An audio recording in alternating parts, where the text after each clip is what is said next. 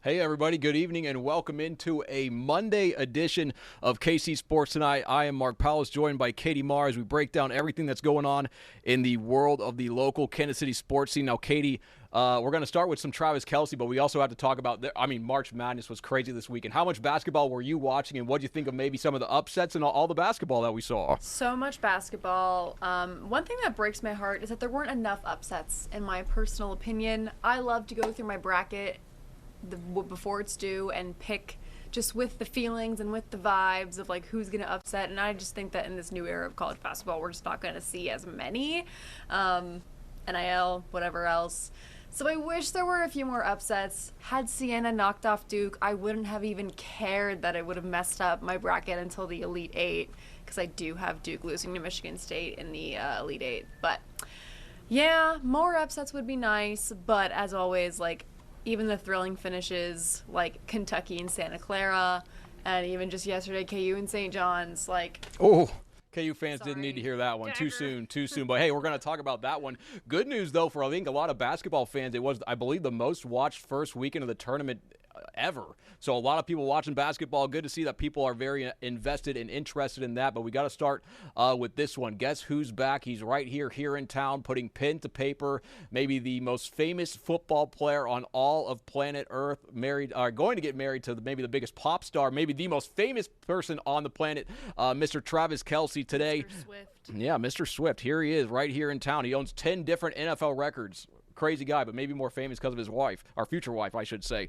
But today, the NFL Network, Ian Rappaport, reports that Kelce signed a 3-year contract worth $54 million that could be up to $57 million.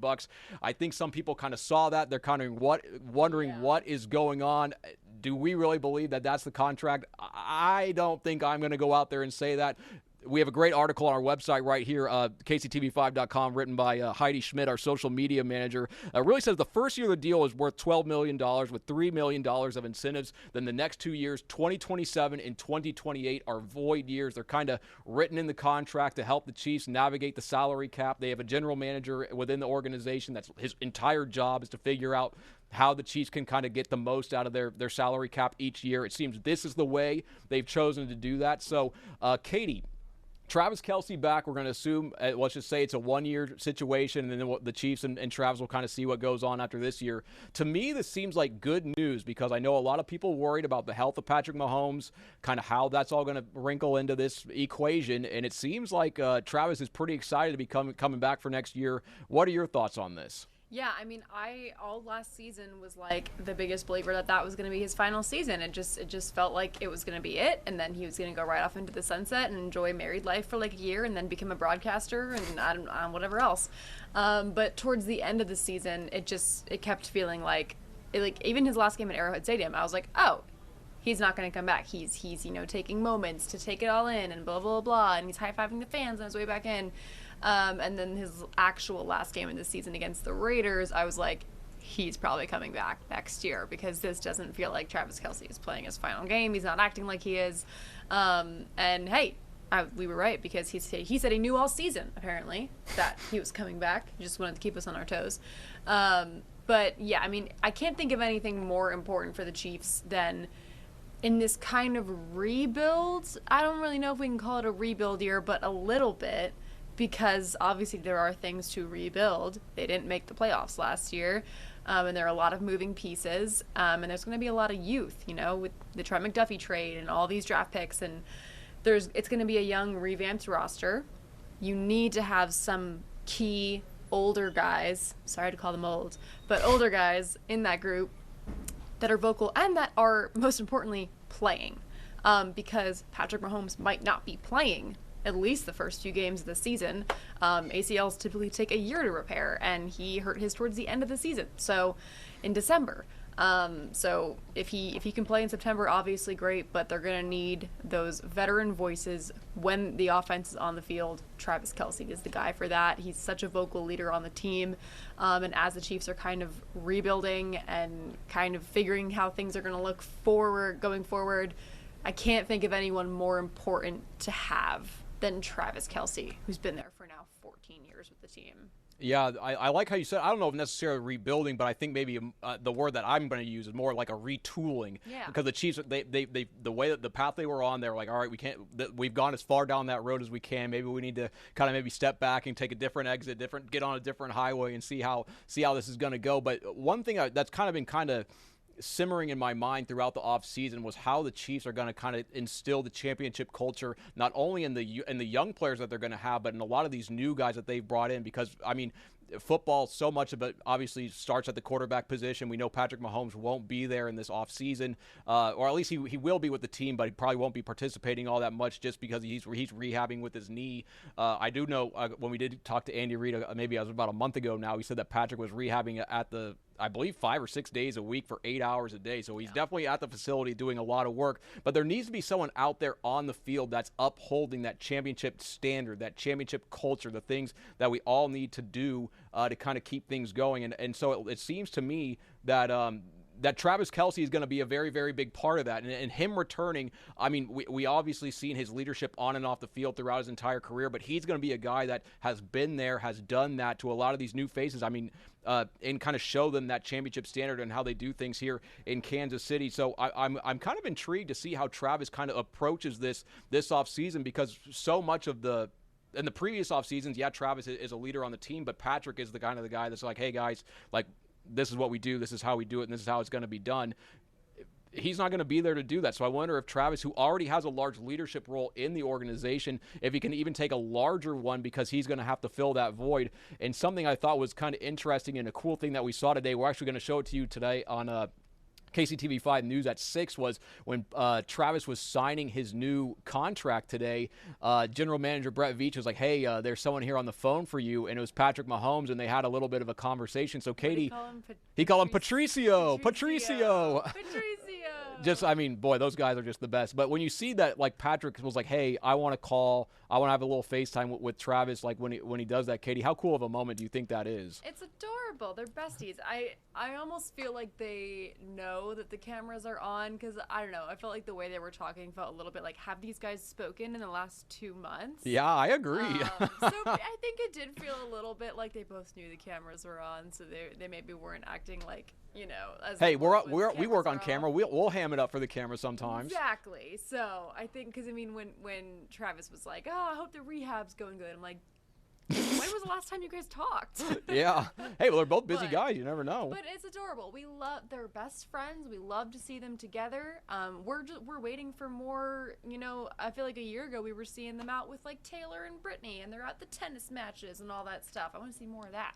Yeah, no, it was cool to see. Another thing that we saw in that video is General Manager Brett Veach that handed Travis the FaceTime phone call. And who else did we see there in the background? New offensive coordinator, old friend, former offensive coordinator, Eric Bieniemy. We heard Travis say earlier this offseason he was very excited to see him back in the building. There he was signing his contract. Guess who was there? EB. So the band is back together. We're going to see maybe if they found some new ways to kind of break down some of these NFL defenses. And I'm pretty excited for Travis Kelce's next year, because I think it's just happy to see him back, happy to see him smiling, happy to see Patrick pretty excited. Anything else on that one? Fun with Travis involved. Yeah. We're never gonna say too much Travis. Like, no.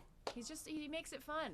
He does. He's a superstar. We're glad to have him back here in Kansas City, certainly for this next year, but hopefully for a couple more years to come, because, hey, if he can continue to be productive, just keep him here in Kansas City. Why not? 40-year-old tight end. Yeah, hey, Tom Brady played when he was like 45 or something. I know obviously he's the quarterback position, but hey, as long as Travis wants to play and he's still productive, let's keep him right here. But we got some more to talk about than just football. Over the weekend, last night, the Kansas Jayhawks took on St. John's in a 4-5 matchup out in San Diego, California. The Jayhawks trying to reach the NCAA Tournament second weekend for the very first time since they won it all in 2022. Unfortunately, KU, they trailed by as many as 14 in this game. They come back in the final seconds, tie the game. Darren Peterson with 2, and this is something I hate that's going to get really lost in the sauce of all this, but he had 2 super clutch free throws at the end of that game. Yeah. With the pressure of the world on him, and he made those free throws, tied the game at 65. But then St. John's just ripped out KU's heart. They scored there at the very end.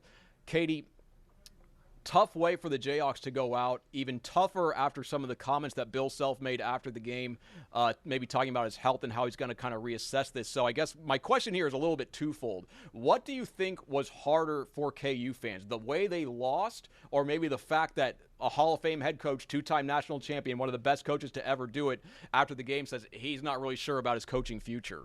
Well, it depends what type of Jayhawk fan you're asking about, because half of them apparently want him to retire. I think they're absolutely insane. Yeah, those are clowns. Those are clowns. Absolute clowns. So I'm going to talk to the half of the KU fans that aren't insane and are a little smarter than that and realize that Bill Self should not retire unless for his health, of course, but should not retire for the reasons that they want him to, which is that he apparently just can't do it anymore. You can't win it all every single year. And, I mean, there are a lot of other programs that also have Kansas is being highlighted right now because they just lost. There are a lot of other programs that are considered blue bloods and whatever else, and just highly respected programs in Power 4 and Power 5 conferences that are having similar results in March Madness because it's March Madness. Like, the tournament is brutal. You get everybody's best game, all that stuff. This was down to the wire. I mean, I can think of everyone's going to look at that final moment in the game and blame Marco Jackson. There were 30 other moments that KU could have won that game earlier in the game. What was it? Melvin Council that missed a dunk, or maybe I think it was El Marco actually. It was El Marco. Yeah, but I mean Trey White had 2 inbounds that he couldn't get. Like he literally could not inbound the ball. Like KU had a whole bunch of things. Yeah, like there were so many different things that could have won that game and made it not tied in the final seconds. And then it was. So yeah, obviously, feel for El Marco and like the hate that I've seen him receive in the last 24 hours. I think it's heartbreaking for KU fans because it's heartbreaking for any college basketball fan when they lose on a buzzer beater. Like, but that's March, and like KU's just not used to things like that happening against them. I think it just did. Like that's March Madness. That's how the cookie crumbled. It's how the cookie crumbles, and it just kind of crumbled on the Jayhawks this time. So I think number one, like it's a heartbreaking way to lose. But number two, I mean, any smart KU fan doesn't want Bill Self to retire, because he's a Hall of Fame head coach, and it's not the whole can't do it in the NIL era, blah blah blah. Like, this is the team that just never, I think, learned how to function with Darren Peterson, because the final 5 to 10 games of the season, we saw players that were kind of clicking on all cylinders for the first half of Big 12 play kind of just not be consistent anymore. Trey White, Melvin Council Jr., and then Bryson Tiller. You know, he kind of had a really steep increase in the first half of Big 12 play, and everyone got really excited about him. It went down a little bit in the second half. We know he got benched against TCU. He got benched against Iowa State in the Big 12 tournament. Yeah, Iowa State. I'm mixing up all my tournament games right now. It all blends together. Which, as we know, kind of fired him up to play a little bit better. I think if you keep the nucleus of guys like Bryson Tiller, because I think he has a lot of potential, and he's a really talented freshman. Keep Flory. And then I liked what Cole Rosario was doing yesterday. Thought it was really unfortunate that he got taken out in the final seconds of the game, because he was kind of what got them back into it in the first place in the second half. No one could make a three other than Darren Peterson and Cole Rosario in the entire NCAA tournament for the Jayhawks.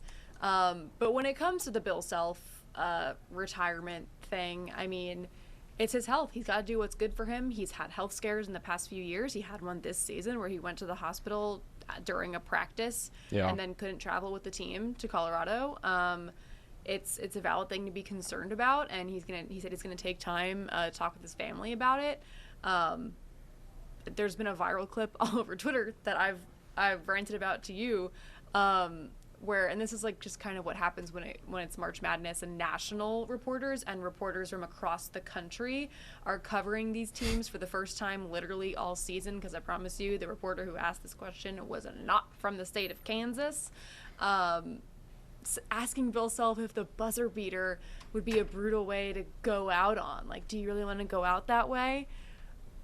Bill Self had more self-control than a person should have had in that moment. because he kind of like death stared him and was like, I don't think you understand what I just said.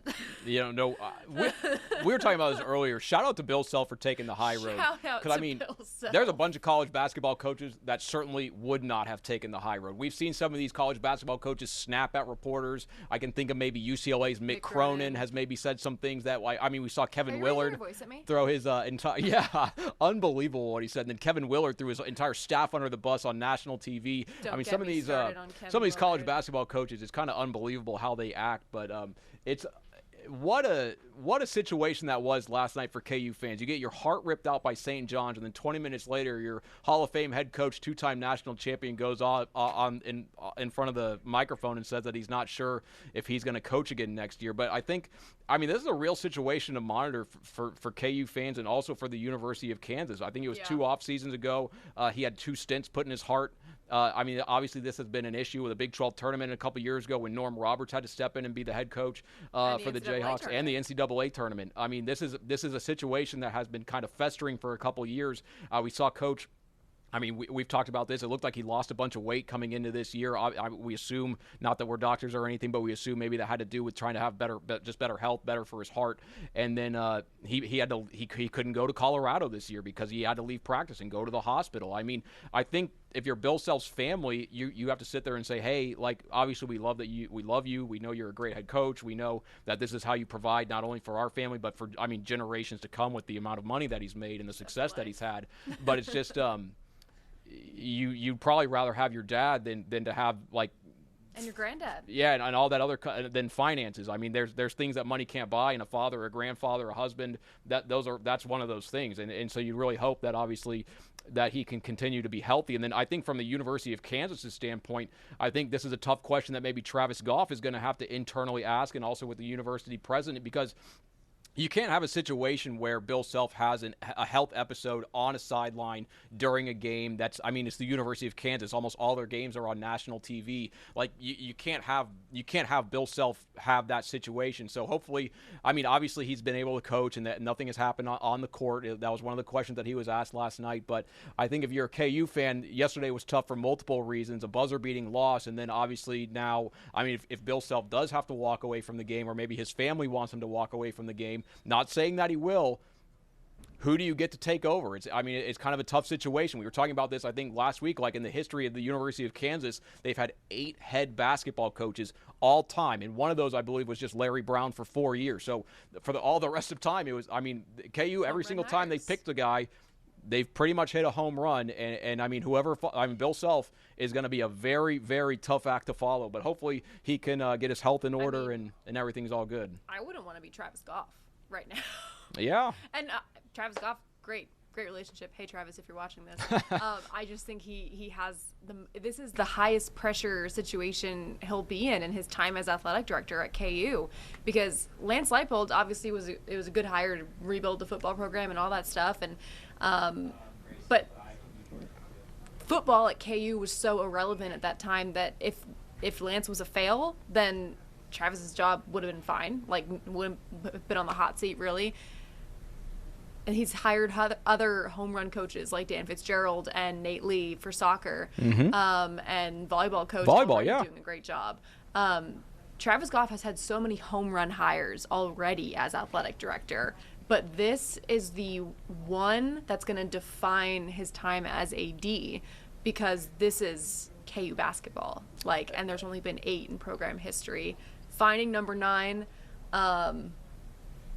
it's going to be the most important thing he does at KU, because who follows up Bill Self? And it feels like there are some people who think that Jacques Vaughn is on staff right now because he's being primed to be that next guy. I don't think it's going to be him. I think Travis Goff is he's out and looking, and he's trying to find the next Ben McCollum type guy, who's gone from Northwest Missouri State to Drake and to Iowa, and he's winning everywhere he goes, and he just knocked off the reigning champions yesterday in the round of 32 with a bunch of half of his team is former D2 kids.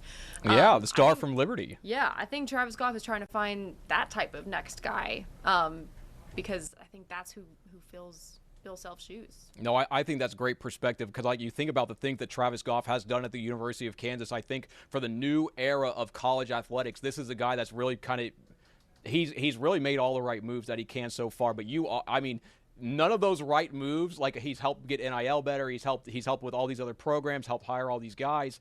None of that's going to matter if he hires the wrong basketball coach. So Katie Maher hit the nail on the head right there. Tough situation there for the University of Kansas, but hey, we hope Coach Self is healthy. We hope he can come back. Love to see him out there on the sidelines, and obviously just a great leader and great representative of the state of Kansas as a whole. But KU isn't the only local team that lost this week, and KU did win one game, and then they lost the other one. The University of Missouri played a de facto home game Friday night against the University of Miami Hurricanes, and they ended up losing that one. So Dennis Gates, since 2024, his last 3 seasons, this is the record. Katie, are you ready for this? Missouri's record in the month of March from 2024, 2025, and 2026 is a combined 1-13. That's a scary situation if you're a Missouri Tiger basketball fan, but I think there's a little bit of nuance here because you have to look to the future. Look at Missouri's recruiting class that they just signed. They signed 2 players that are in the top 14. One of them was just named the Gatorade Player of the Year in the state of California. And that's California.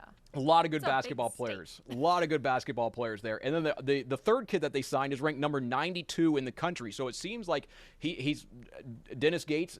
Look at his teams. They love to play for him. They love to play together.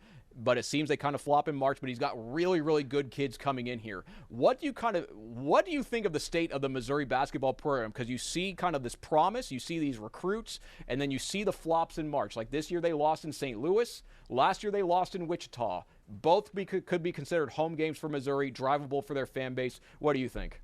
I think that it's way too early to call for his head. Yeah. Because you look at the future. You lose those 5 stars if you get rid of Dennis Gates right now, and then you had to rebuild. Like, no. It's way too early for any Mizzou fan to be calling for Dennis Gates' job right now. I'm a big believer, and maybe this changes a little bit with the NIL era and all that stuff, but, like, a coach needs at least 4 years to build a program, and he's in year 4.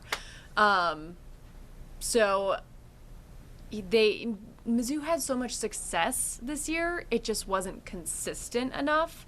After an 0-18 season in SEC play, that Mizzou was like the laughingstock of college basketball, because if you go 0-18 in conference play, that's what happens. And then they get a transfer like Mark Mitchell, and they start to get these fun players to watch, and they played so well at home this year. It just didn't translate to when they were in their backyard of St. Louis, I guess. But I mean, we saw that Miami put up a fantastic fight against Purdue the next game. So I mean, it's also, you guys just consider that, like, they played a good team and they were a 10 seed. I think it's when you look at the future of the program, it's bright. And I don't think anyone should be like, Dennis Gates is not the guy that's going to lead us to greatness. Like, I just think that there's so much recency bias where you just want success now, and a lot of fans are just impatient. Like, people are just impatient. That's how we are as human beings, and we want success now, and you're jealous when other teams have it and you don't, and you want that for yourself, and I get that, but, like, it's going to take time to rebuild this program back from an 0-18 season in SEC play, and just having a coach who's still on the fairly new side. So Dennis Gates, I would rehire you. No, I'm a big believer in Dennis Gates. Like, I've had a few interactions with him, just like going out to Missouri or on Zoom calls where they have media availabilities. I mean, the guy is a great leader of men, and he's a great leader of a program. I mean, look at some of the guys that he got Mark Mitchell to transfer there after some horrible season that they had there at the University of Missouri. They have, I mean, obviously there's some NIL involved, but they do have some great players that are coming in this next recruiting class. And then also just think about this year when they played the bragging rights game at the Enterprise Center against Illinois, and they lost 91-48. What did they do in the very following game? They beat the University of Florida, who was the defending national champion. So, yeah, is there some inconsistency there? But, yeah, this is a team. They could have thrown in the towel. They could have quit on their season. They could have gone a different way. And Dennis Gates got them to the NCAA tournament and kind of navigated through the tough SEC. So I think, obviously, is the level of success there that the Missouri fans want? No, but you got it. Like, if you get rid of Dennis Gates, then what happens to the program? Just as Katie said, you're going to lose all these players. It's not going to be a good situation. Dennis Gates is a great guy. His players love to play for him. And, sometimes that's how the cookie crumbles. But we also can fairly say that he needs to do better in March. A 1-13 record over the last 3 years isn't going to get it done. I don't care if you're a nice guy or a great leader of men. You got to do better in March. But, hey, Dennis Gates knows that, and it's definitely not a blind spot. He's not ignorant to all this. So we'll see what happens with them. We got about 5 minutes left and 2 topics. We're going to kind of go through this one quickly today. Actually, 1 week from today, everyone set their calendars on KCTV5 right here, your favorite station, 3:10 p.m. The Royals are going to take on the Minnesota Twins for their home opener at Kauffman Stadium. We're going to have a special 2-hour preview of that game, a 2-hour broadcast from 1 to 3 p.m., leading you right into first pitch with all the good stuff going on there at Kauffman Stadium. Now, I was out there today kind of working on some stories that we will air next week. Got to see the new fence line at Kauffman Stadium. They don't have the pads up on it yet, but they kind of, the fences are where they're going to be. And I think, like we heard that they're moving in 10 feet kind of in the power alleys, and they're going from 10 to 8.5 feet. And myself, I was a little skeptical of maybe what this would look like. Being out there at the stadium, it kind of is a dramatic difference. And I think a lot of fans, maybe when they're at the game, especially if they're sitting in that right field, like fountain porch seats, or in left field in those fountain seats, you're going to be maybe surprised by how much closer to the action that you're going to feel. So I think that's a little bit exciting. But I really want to get to our last topic because Katie went out today. You went to Olathe North. Can you tell us a little bit about what you did out there? Yes. So in case you didn't know, Kansas Gatorade Player of the Year, Missouri Gatorade Player of the Year. Every year, Gatorade honors the top high school student athlete in every sport in every state across the country. It means they are the best in their sport in their state. And between Kansas and Missouri, 3 out of that 4, boys and girls basketball, are from here in the KC Metro. Let's go. Olathe North is Sam Simmons Jr., who I interviewed today. He also just led his team to their first ever 6A state title, first state title in program history for the Eagles boys basketball program. And then as for the girls, Eve Long, Olathe South, a 5-star who is currently going to be choosing between top programs in the country like UConn, UCLA, also Kansas. Isn't like Notre Dame? Like I was looking at, they were like a lot of really high academic schools that were after her. I'm blanking on the 5th one, but yeah, she is being looked at by like South Carolina.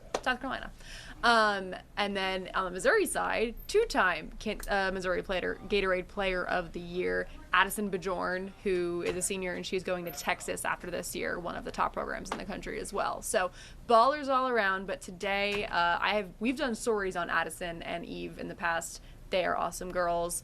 We have done a story on Sam before, so I went out and I interviewed him and his coach today. Really humble kid, but at the same time, wasn't afraid to be like, I hope I leave Olathe North as the best point guard in program history, which he probably will, according to his coach, since he did lead them to a state title. So super deserving.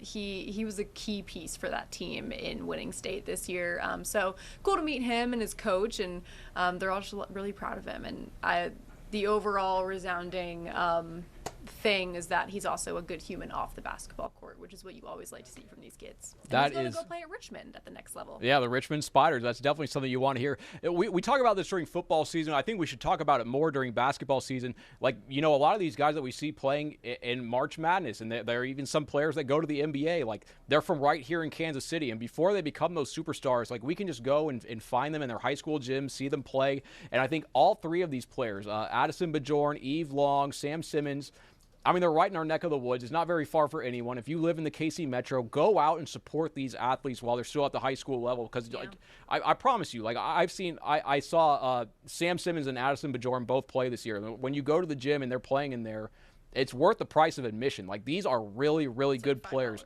When we talk about Addison Bajorn, she's a top 10 player in the country. Eve Long, you did a story with her. She's a top 10 player in the country. These, before they're stars in March Madness and at the next level, they're stars right here in Kansas City. And it's cool to see how their community rallies around them, how the students rally around them, and all that kind of stuff. So good to see them. Now, Katie, I know you've actually talked to all 3 of these individuals. Is there maybe one thing, like any work ethic or anything that maybe stood out to you when you talked to them that kind of helped them get to the stage that they got to as Gatorade Players of the Year? I would say, especially with Eve and Addison, it seemed like they really love basketball.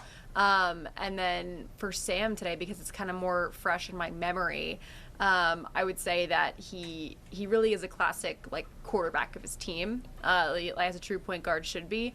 So that really stuck out to me there, where he really cares. He seems to care about his teammates' success and everything. And then Eve, she just seems like she really loves basketball. And Addison, we say all the time, she is the smoothest basketball player ever. Smooth operator. She's just appealing to watch because she just moves the basketball so effortlessly, and she's so fun to watch on the court. Yeah, hey guys, they do have certainly a lot of God-given talent, but they also have a work ethic to match these guys. It's not like they just show up in the gym and all of a sudden they're making baskets. They work their tails off, and that's kind of what helps propel them to where they are. But hey, that's a look at KC Sports tonight on this Monday night. Be sure to watch us right into 6 p.m. leading right now. Take care, guys.